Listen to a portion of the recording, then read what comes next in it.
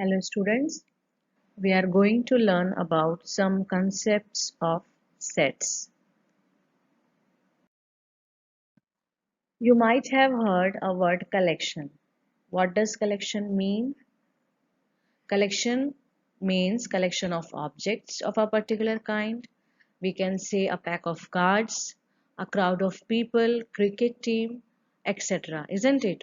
All these will be a collection only. Now in mathematics, for example, collection of natural numbers, collection of points, prime numbers, etc. So more especially we examine the following collections. Suppose odd natural numbers less than 10. That will be 1, 3, 5, 7 and 9. The vowels in the English alphabet, that will be A, E, I, O, U. Prime factors of 210, that will be 2, 3, 5 and 7. These all will make collections only. Collection of numbers, collection of alphabets, isn't it? Now let us take or consider one table of A and B column. Now collection in A column, first point is collection of happy people in your city. Now suppose if I ask this question to some of these students, so collection of happy people, some will say different answer because this concept of happy people will vary from person to person, isn't it? Few will say different answer. So answers of happy people or collection of happy people will not be a universal answer, isn't it? Now similarly, take example of first point in column B, collection of odd numbers. For this collection of odd numbers, everyone will start calculating or start counting from 1, 3, 5, 7 and onwards, isn't it? So this will give universal answer. And similarly, if you observe other collection in column A, that is collection of famous people, that answer also vary from people to people, from student to student. Collection of best songs of 2019, it will also vary, different people have different choices. Collection of best restaurants near you, that also will vary from taste to taste, from people to people. But if you observe collections in column B, everyone will say same answer, isn't it? Collection of even numbers, so it will start from 2, 4, 6 and onwards. Collection of vowels or collection of countries in Asia. So what do you observe in these two different columns? See, in column B we have collection of well-defined objects, we can say, because these collections are well defined because it is same for each and every student or each and every people in this world. It is universally accepted. So now we have arrived to our definition of set. Set is a collection of well defined object or elements or members. So now you must have understood what is well defined here. Okay.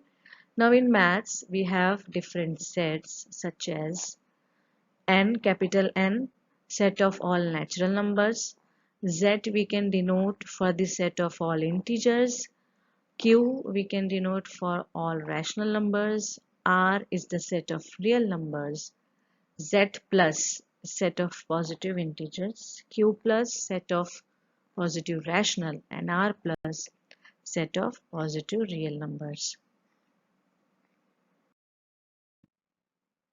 Some important points related to sets are, you should remember this, sets are usually denoted by capital letters from A to Z. Any alphabet you can select to denote set, but condition is should be capital. And elements of these sets or members, we can say, are represented by small letters. And elements of set can be written in curly braces only. This type of bracket which you can see here. This type of bracket only should be used. For example, set S of even number less than 10. So this set we will represent as capital letter S. Element will be 2, 4, 6 and 8 because all are even numbers which are less than 10, and we wrote this set in curly braces or curly bracket you can say. Okay, so here set is represented by capital S and elements are written in curly braces, and we can say A is 2, B is 4, C is 6, D is 8. All these numbers are elements of that particular set. Now, one more concept is there, belongs to or does not belong to. If A is an element of a set A, we say that A belongs to A. And the Greek symbol epsilon is used to denote the phrase belongs to. So we can write A belongs to A. We will read this as A belongs to A. Okay. If B is any other element which is not in set A, which is not the member of set A, so we will write B does not belong to A. We will read this as B does not belong to A. Okay. Now consider one example here. Set of vowels of English alphabet. What all elements will come in this set? You know, yes, it is A, E, I, O and U. Now we can say I belongs to A, isn't it? Because this small I is the member of capital set capital A, that is set A. In other words, we can write for the C alphabet, C does not belong to A because C is not the member of A. C is not there in set A, isn't it? So we can write C does not belong to A. Now how to represent sets? There are two methods of representing sets. First one is roster method or roster form or tabular form. Second one is set builder form. First we'll consider roster. In roster method, all the elements of this set are listed and the elements are being separated by commas. See here, in this form sets are listed. That means we will write as a list. Okay, and all the elements will be separated by commas and they are enclosed within curly brackets. That we know because sets are usually written in these brackets only. Now we'll take one example, set of all even positive integers less than 7. Okay, so all numbers will come in this set? All even positive integers. So we'll be starting from 2, 4, 6, isn't it? How we can write this in roster form? See, these 2, 4 and 6 are elements of this set. We wrote using separated by commas and within curly brackets. So this is what roster method. Now points to be remembered.